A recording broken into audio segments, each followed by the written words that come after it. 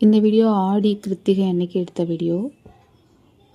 கழுவின விளக்குக்கு எல்லாத்துக்கும் பொட்டு சந்தனம் எல்லாம் வச்சு தென் திரி எல்லாம் போட்டு எண்ணெய் ஊற்றி அதுக்கப்புறம் முருகனுக்கு 6 வெற்றிலையோட விளக்கு போட்டேன். இது எவ்வளோ விளக்கி ஸ்பெஷல்னால் முருகரை நம்ம ஈர்க்கக்கூடிய ஒரு விஷயம்னு கூட இதை சொல்லலாம். ஏன்னா இந்த விஷயம் முருகருக்கு அவ்வளோ பிடிக்குமா. நம்ம மனசில் என்ன நினச்சி இந்த வெற்றிலை தீபம் போட்டாலும் அது கண்டிப்பாக முருகன் சக்ஸஸ்ஃபுல்லாக ஆக்குவார் அப்படிங்கிற ஒரு நம்பிக்கை நம்ம எல்லார்கிட்டேயுமே இருக்குது. ஸோ நம்மளுக்கு ஒரு கஷ்டம்னா இந்த வெற்றிலை தீபத்தை போட்டு நம்ம முருகர்கிட்ட வேண்டினாலே போதும், நம்மளோட கஷ்டம் எல்லாம் பறந்துடும். ஆனால் இந்த வெற்றிலை தீபம் எத்தனை வாரம் போடணும்னா 9 வாரம் போடணும்.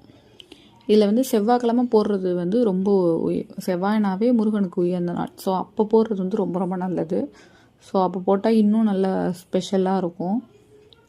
தென் விளக்கேற்றி நல்லபடியாக சாமி கும்பிட்டாச்சு.